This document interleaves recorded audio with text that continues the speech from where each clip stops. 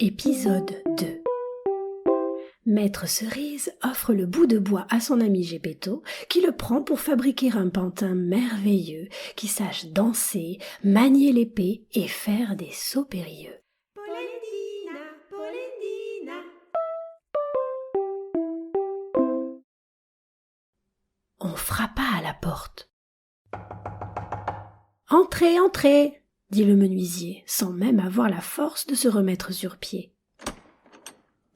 Il entra alors dans l'atelier un petit vieux qui portait le nom de Geppetto. C'était un homme toujours joyeux, mais quand les jeunes gens du coin voulaient le mettre en colère, ils le surnommaient Polendina, à cause de sa perruque jaune qui ressemblait beaucoup à une polenta de maïs. Polendina, Polendina. Geppetto était très colérique. Gare à qui l'appelait Polendina. Il montait sur ses grands chevaux et il n'y avait pas moyen de le calmer.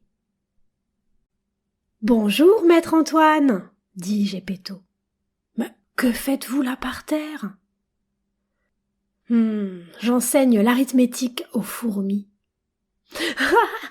Grand bien vous fasse !»« Bon, qu'est-ce qui vous amène, compère Geppetto ?»« Bien, mes jambes, pardi. Sachez, maître Antoine, que je suis venu pour vous demander une faveur. »« À votre service !» répondit le menuisier en se relevant sur les genoux. Ce matin, il m'est venu une idée. Ah, j'ai eu l'idée de me fabriquer un beau pantin de bois, mais pas un pantin ordinaire, un pantin qui saurait danser, manier l'épée, faire des sauts périlleux. Avec ce petit pantin de bois, j'aimerais parcourir le monde pour gagner mon quignon de pain et mon verre de vin. Qu'en pensez-vous ? Bravo, Polendina. Cria la petite voix, la même petite voix dont on ne savait pas d'où elle venait. En s'entendant appeler Polendina, compère Geppetto devint rouge comme un poivron mûr, et il se tourna furieux vers le menuisier. « Pourquoi m'insultez-vous ?»« Mais qui vous insulte ? Vous m'avez appelé Polendina. »« Ce n'est pas moi. » « Vous n'allez pas me dire que c'était moi. Je vous dis que c'est vous. »« Non. »« Oui. »« Non. »« Oui. » S'échauffant de plus en plus, ils en vinrent aux mains et commencèrent à se tirer les cheveux, se griffer, se mordre, se frapper.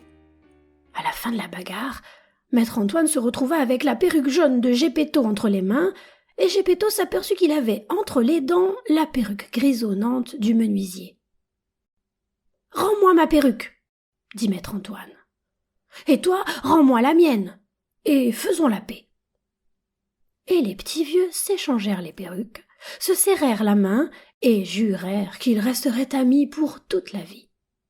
« Alors, compère Geppetto, » dit le menuisier en signe de paix, « que puis-je faire pour vous ? » « Je voudrais un peu de bois pour fabriquer mon petit pantin. Vous m'en donneriez ?» Maître Antoine était tout content. Il alla chercher sur l'établi le bout de bois qui lui avait causé tant de frayeur. Mais il s'apprêtait à le lui donner quand tout à coup le bout de bois frémit, lui échappa des mains et alla cogner violemment contre les tibias desséchés du pauvre Geppetto. « Ah, c'est comme ça que vous faites des cadeaux ?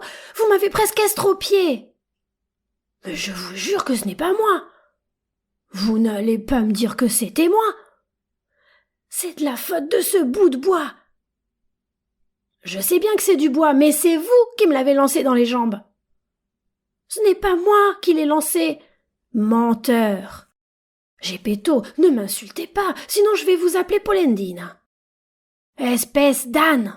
Polendina. »« Bourrique. Polendina. »« Vilain singe. Polendina. » S'entendant appeler Polendina pour la 3e fois, Geppetto vit rouge et se jeta sur le menuisier. Et ils prirent l'un et l'autre encore une belle raclée. À la fin de la bagarre, maître Antoine écopa de 2 griffures de plus sur le nez, et l'autre de 2 boutons de moins à sa veste. Ils étaient quittes. Ayant ainsi réglé leur compte, ils se serrèrent la main et jurèrent qu'ils resteraient amis toute la vie. Alors Geppetto emporta son brave bout de bois et, remerciant maître Antoine, il s'en retourna chez lui en boitant.